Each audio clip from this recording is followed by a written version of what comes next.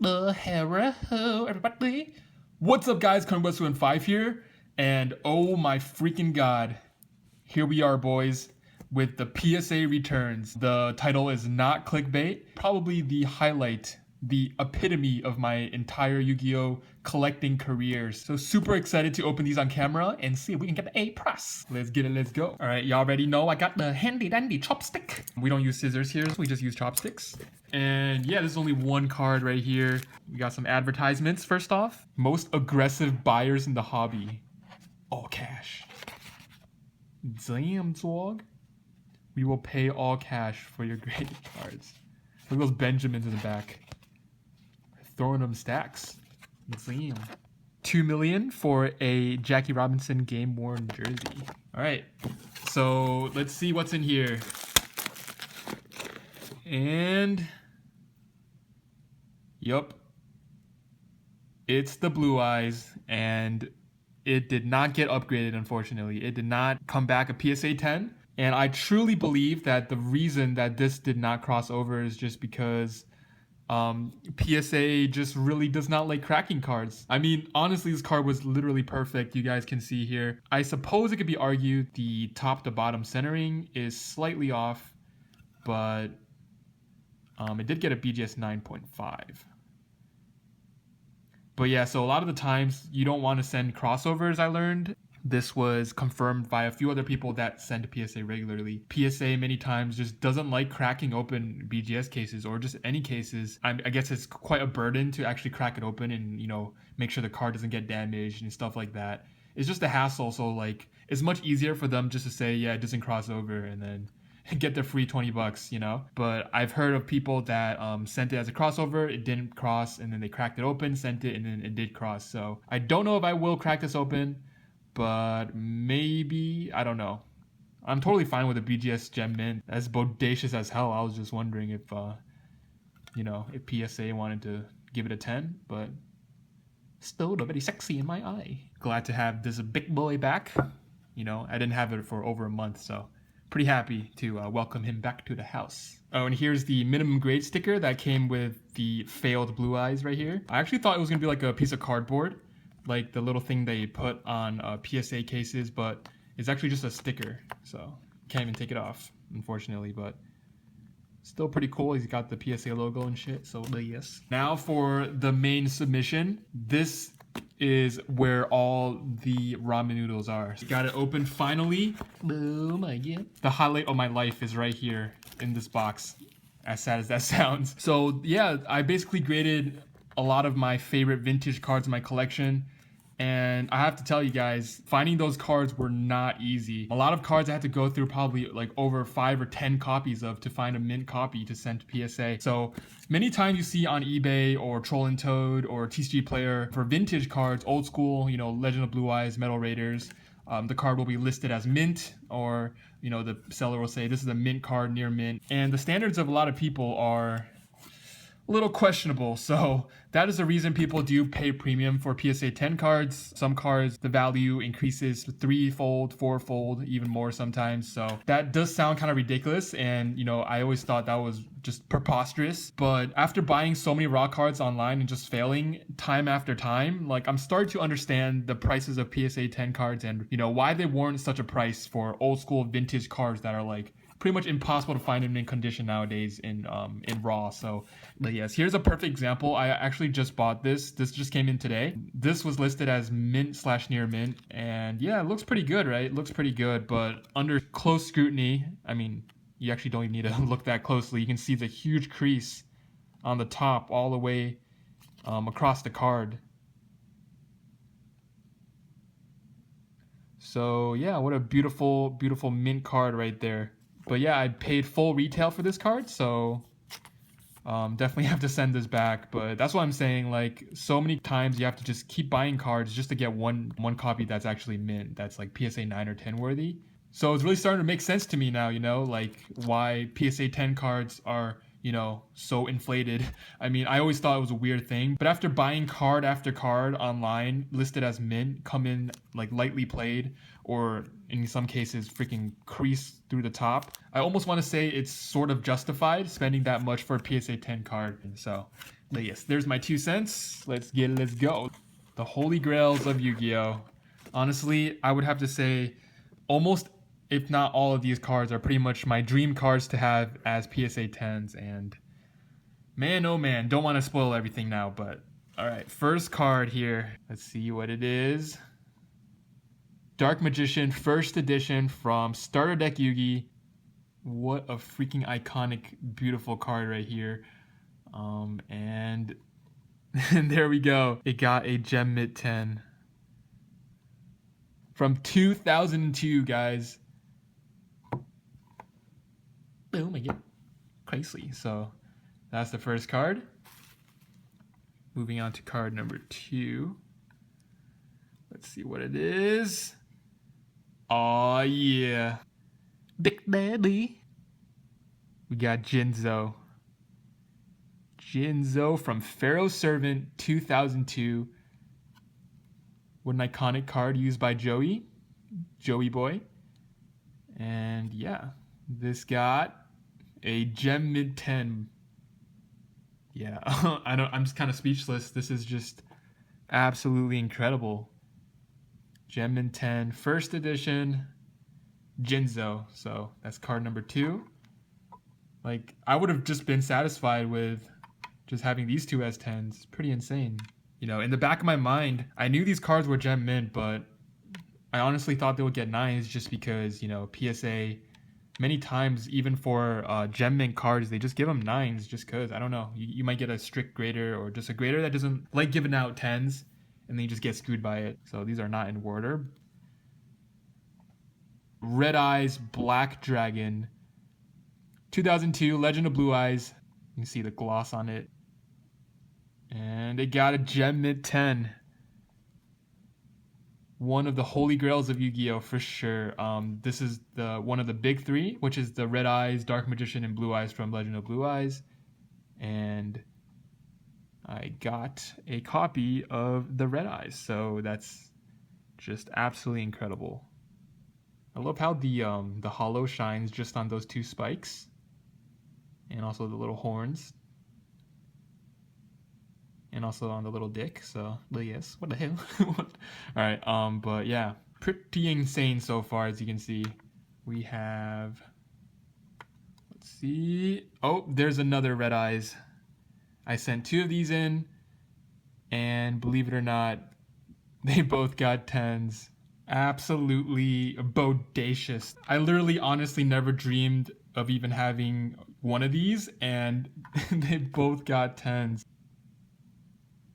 Oh my goodness. Wow. You see those freaking cups right there? In the reflection? Yeah, that's my freaking tripod, guys. I forgot to bring my tripod, and I'm in college right now, so I had to be a little inventive. So my tripod looks hella ghetto. Don't hate, boys. I mean, look at that freaking tripod. It's legendary. All right, anyways, back to the cards here. Next card. What is this? Looking at the back. I don't know. The backs all look pretty similar. I mean, for Legend of Blue Eyes, you can kind of tell because just very slightly darker. This is not a Legend of Blue Eyes because it's not as dark. Oh shit, there she is. Oh my god, it's the Dark Magician girl. This is another holy grail of the collecting game. Gem Mint 10. Holy mackerel. Holy ramen noodles. God damn. Oh my god, look at that. This is honestly a dream come true. I don't even know, like, am I dreaming right now? I believe I predicted it was going to be a 9. I was being incredibly critical. I believe there was like a tiny factory scratch on the back, but according to people that send to PSA often, very minor factory scratches on the back don't matter. And this one only had one very minor that you can't even see it. So I don't know. I was literally looking at these cards under intense light for like 5 minutes a card, trying to find anything wrong with them. PSA graders probably only have 30 seconds per card or so. Not surprised that they gave this one a 10. PSA 10 Magician's Force, first edition. Black Magician Girl. All right, moving on here. I don't want to move on because I just want to, you know, play with this girl all day. Not like that, you sick pervs, but, you know. do the dancing together. All right, next card. What is this? I have no idea. Maybe a Fortress Whale? Oh my god. This is not a Fortress Whale, boys. This is Dark Paladin corrected art. Now, obviously, they changed it back to just Dark Paladin Magician's Force, but this is the corrected art. First edition. One of the holy grails of Yu-Gi-Oh! This is probably the most expensive card in this whole return. This card raw goes for about, $800 for near mint. So this is actually just an incredible card to even own. And oh my, yep, got a freaking gem mint 10. That's absolutely just, if this is not boner inducing, I don't know what is. I do not know what is. I remember in the submission video, I was thinking this would be a 9 due to the centering. Top to bottom, it's slightly off, but I'm pretty sure it might just be exactly 60-40, which is the guidelines for PSA 10s. So it looks like it's exactly 60-40 or something. It's honestly not as bad as I was imagining it. God damn, that is incredible. So we got the 2 holy grails of Magician's Force right here, all in one go, which is I'm still just speechless, even though, clearly I'm talking a lot, but you know what I mean. Moving on to the next card here. This looks like one of the Blue Eyes, actually. This looks like one of the Blue Eyes. I can just tell from the back, just because it's darker. And I remember this one was slightly miscut on the back. Now, a very big misconception is that the card has to be perfectly centered or 60-40 on the back, but it actually does not. If you go on the website, they actually say that the back can be 75-25 and still get a gem mint 10. And this is probably like 65-35 or maybe 70-30 between left, right. But this card was actually just immaculate. So, but yeah, this is the Blue Eyes. Look at that gloss. And it got gem mint 10. I sent 3 of these, and I will reveal the other 2 very shortly, unless they, pulled a fast one and just took my other Blue Eyes. The front is pretty much perfectly centered. Absolutely ecstatic to have this in the collection. It's just ridiculous. So I just want to unleash my Asian right now, but I don't want to scare you guys. So there's that. That's the Gem Mint 10 LOB First Edition 2002 Blue Eyes White Dragon. Oh, this looks like another Blue Eyes to me. Looks like another Blue Eyes. And this one got a mint 9. So I sent 3 of them, just praying that one of them would get a 10, and really happy that at least this one did. And honestly, I'm thinking about maybe resubmitting this one. This one was super clean as well, and the centering on the front is really good. And the back is also definitely good enough for a 10. I was thinking this one would be either a 9 or a 10, probably leaning towards a 9. This one I thought should deserve a 10 for sure, but I thought this one was either a 9 or a 10, leaning towards a 9, so I'm not surprised. The only tiny thing that might have knocked it down to 9, there actually was like no scratches on the card, which is pretty amazing for LOB cards, but it's that there is tiny bit of it's not really edgeware. It looks like edgeware, but it's like extra cardboard that kind of protrudes out of the card. I guess when they were cutting it, it wasn't too even or something. That is the most likely reason it got a 9, as you can see right there. So I suppose it's a very strong 9. So I'll take that. I will take it. And this is the third Blue Eyes. I can just tell from the back. Oh my god, so sexy. And this got a 9 as well. Definitely not a surprise. This one I did expect a 9. It just had some super light scratches right here, I think. You can only see it under a certain angle, so just like maybe 3 scratches. Really light. They're pretty much impossible to see right now, but and yeah, really solid, clean card, but did get a 9, which I'm totally happy with. I mean, the fact I even got one that's a 10, that's just incredible. Moving on to the next Bodacious honey. All right. Oh yeah, it's my boy Time Wizard. More accurately, it's Joey's boy, because this card literally helped him luck sack through every single duel ever. Like literally, he would like be about to lose, and he freaking top decked this card, and then just luck sack his win. Like it's incredible how lucky that boy is. But yeah, this card's amazing. Like it's just so iconic from the show. You just remember Joey freaking killing shit with this card. You know, the time magic boom, I get sexy. Yo, imagine if I did the freaking voiceover for this. That would be lit. That would be lit. But yeah, it got a Gem Mint 10. Absolutely just so sexy. Next Bodacious Honey. Oh yeah, Blackluster Soldier in Void of the Beginning. Big Daddy. Probably the chase card from Invasion of Chaos between the Envoy of the Beginning and the Envoy of the End. So it's one of these. And it got a freaking Gem Mint 10. Wow, just look at that card. Yeah, this card was freaking clean as hell. This is basically just Blackluster Soldier, but on crack cocaine laced with steroids. So just a brief Spark Notes summary of basically what this card is. So yes, used heavily in Go format as well. Yo, imagine if you had an entire PSA graded Go control deck. That would be insane. That would actually be the dumbest thing ever. Next card. Going down to the wire here. 5 cards left. 5 Bodacious Honeys left. We got...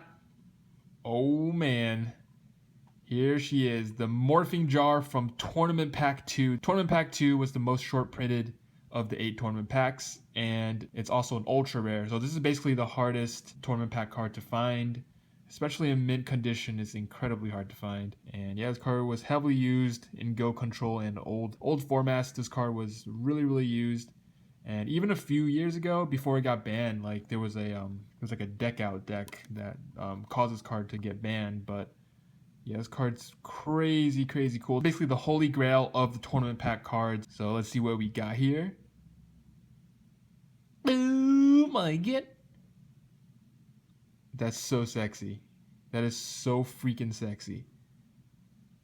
Except not really, because I mean, let's be real. Morphine Jar is grimy AF. Look at them teeth though, yo. His breath be hot. But yeah, Gem Mint 10 TP2 Jar. That's the holy grail of tournament pack cards right there. And I actually sent 2 of them. I sent 2 of these bad boys, hoping one of them would get a 10. And let's see what the hell happened. So here's the second copy of Morphing Jar. Luckily, these are both very well centered, because a lot of these are really off-centered top to bottom, which is one of the main reasons a lot of these get 9s or 8s. And it got a Gem Mint 10. That's my boy. So, yes. So we got double freaking Gem Mint 10 Morphing Jars from Tournament Pack 2. That's absolutely just... I mean, I don't even know what to say at this point. Look at that smile. Actually, I take that back. The teeth is probably not grime. It's actually probably just straight grills, my boy. He rocking straight grills because Morphing Jar be ballin'. Total respect to the big boy. So, yeah, that's just ridiculous. 2 PSA 10 Morphing Jars. I believe the population is now 14 for these. Moving on to the last 3 Bodacious Honeys. We got this bad boy right here. It looks like an LOB card because it's so dark on the back. Let's see what it is. Probably Dark Magician. Yup. The sexy Dark Magician. Holy shit. Look how shiny that is. Look at that wrist shine. Look at that neck shine. You already know. Lil Pump. I need to shut the fuck up. Ultimate Wizard in terms of attack and defense. Love the gloss on the second print runs, as you can see here. And it got a Gem Mint 10. So there it is. That's the big 3. So some of you guys are probably wondering, what the hell is the big 3? The Dark Magician, Red Eyes, and Blue Eyes, as I mentioned earlier. And honestly, this was in my bucket list for, cards I want to collect before I die. Gem Mint 10 versions of the 3 most iconic cards from the first set of Yu-Gi-Oh!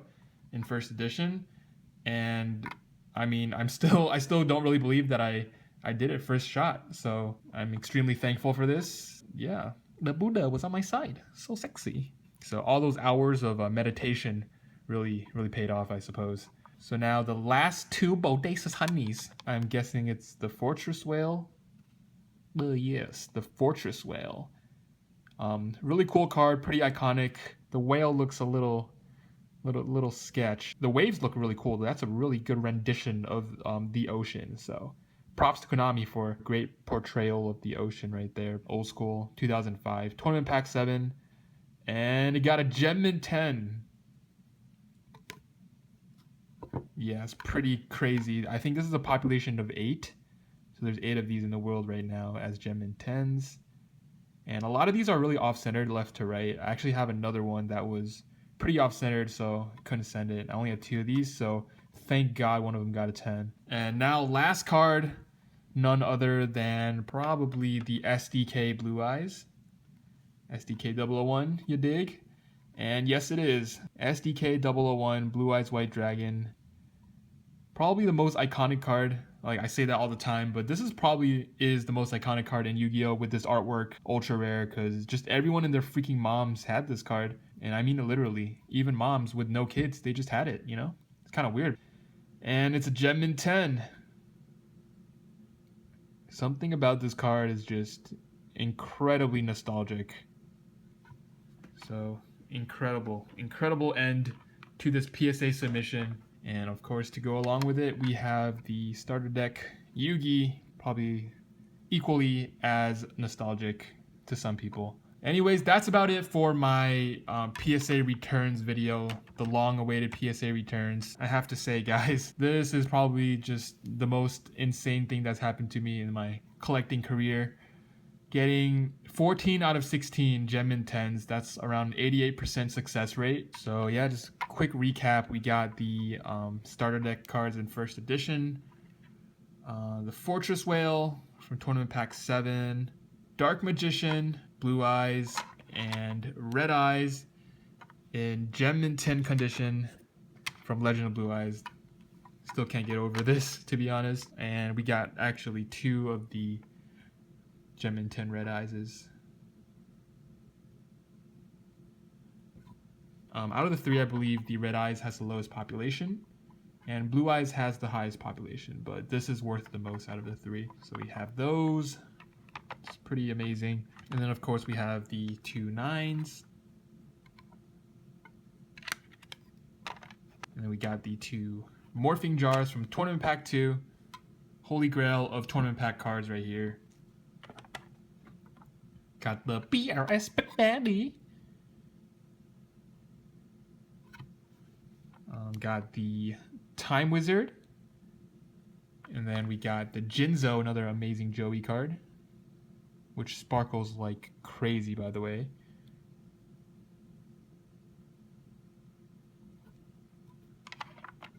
And then the Dark Magician Girl from Magician's Force. And last but definitely not least, the corrected art Dark Paladin. I mean, this is just ridiculous. I mean, godly is just an understatement here. So we graded all PSA 10s with the exception of 2 of the Blue Eyes. And everything else got a Gemmin 10. So yeah, that's about it, guys. Thanks for watching. Unfortunately, this guy couldn't join the party, but definitely I'm not mad that it stayed. I mean, a Gemmin, you can't complain about that. Anyways, that's about it for my first ever PSA submission video. And really happy you guys could join the journey and experience this with me. I'll probably be sending out my second ever submission relatively soon. So stay tuned for maybe submission number 2. That's still in the works. I'm trying to decide the last few cards to send in. And yeah, so don't expect submission number 2 to be as insane as this. Definitely don't. But we will have some really cool classic old school vintage cards, pretty high-end cards as well. So definitely stay tuned for that and subscribe if you haven't. Thanks for watching, guys, and peace!